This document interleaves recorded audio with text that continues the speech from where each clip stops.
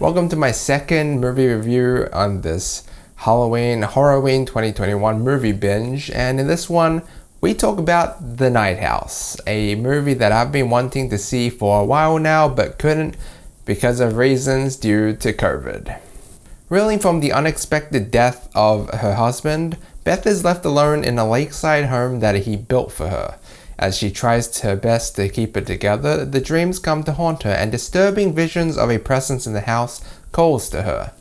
But against the advice of her friends, she begins digging deeper, yearning for answers. Well, this is like The Invisible Man all over again.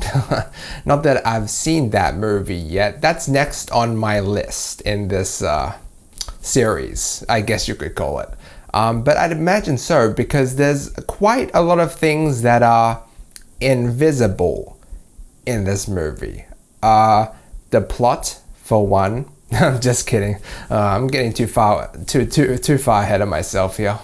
Now, after having watched the trailer, I was very intrigued because I was yearning for a mysterious and ambiguous horror thriller. And that's kind of what we got, but not in the way that I would have imagined it. From the beginning, you learn a lot of key details about Beth, this character that Rebecca Hall plays, most prominently that she lost someone very close to her, and this someone essentially haunts her for the rest of the movie.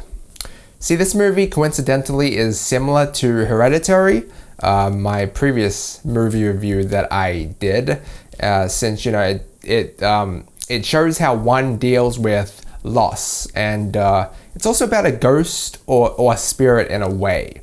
This movie more so with the family loss idea.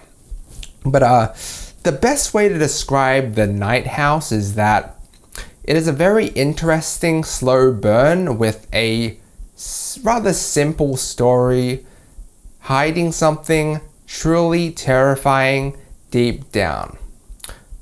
Or should I say emphasizing that thing. Emphasizing that terrifying thing.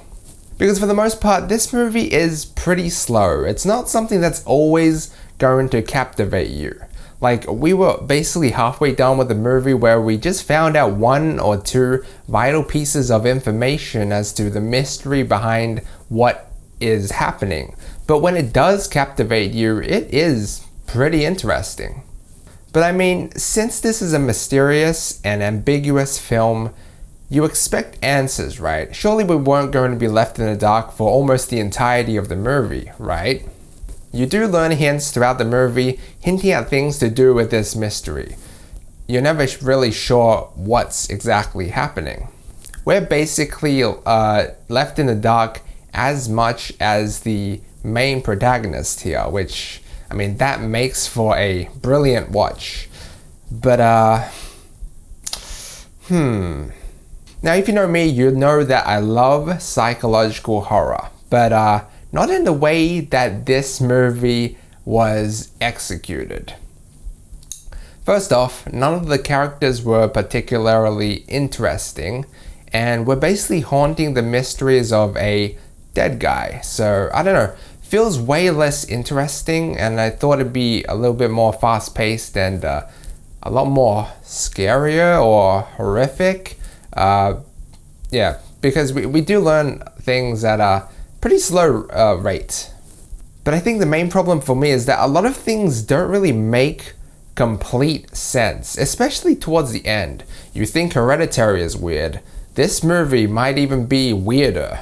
Keep in mind, it's hard to explain what I mean without delving deeper into what it all means, so the next part could be judged as minor or major spoilers, but I mean, hardly anybody watches my videos anyway, so whatever, but just a heads up, okay? What I thought was the case after my first watch was that most of the things that happen to Beth in the movie doesn't actually happen, and it's like she's struggling with the loss of her husband. She has PTSD, trauma, whatever you want to call it. So basically everything was like in her head. And that's why this movie is so confusing. I mean, because it's kind of like a dream, and how dreams often are confusing and don't make a lot of sense. It's like one of those things where exciting things happen, but then it's a dream and you wake up and nothing is real. You ever get that? Like short stories whenever you're younger that's being told, and then it's like, it's way less exciting because you're like, oh, it's just a dream. None of that actually happened. And that's how I kind of felt watching this movie in a way. But after searching online for answers, I now could see another explanation as to what happens. It's kind of similar to what I thought, but more in the supernatural realm, in the fact that, I mean, some things that happened to her with the ghost or the invisible man actually happened. But I mean, this is the problem I have with this movie. There's a lot of different ways to interpret what happens, and you're most likely only going to fully understand it until after you read about it online.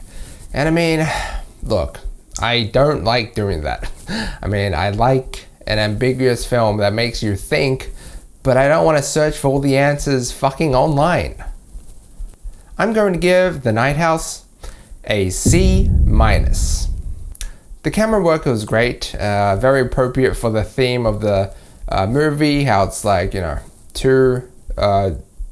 one normal and then the other kind of flipped opposite. I mean, and the atmosphere was pretty eerie, and you do learn a lot of hints as to what's happening, but it was really hard to piece it all together, at least for me. And during my first watch, it was until after like I searched up everything online that I was like, you know what, I can see that, but I didn't see that when I was watching the movie. So yeah, scare rating a 2 maybe. A few jump scares in there with the creepy music sometimes. Nothing too terrifying though. But anyway guys, thanks so much for watching. Let me know what you think down below. Like and sub if you enjoyed, and as always, feel free to check out any of my previous videos. Until next time.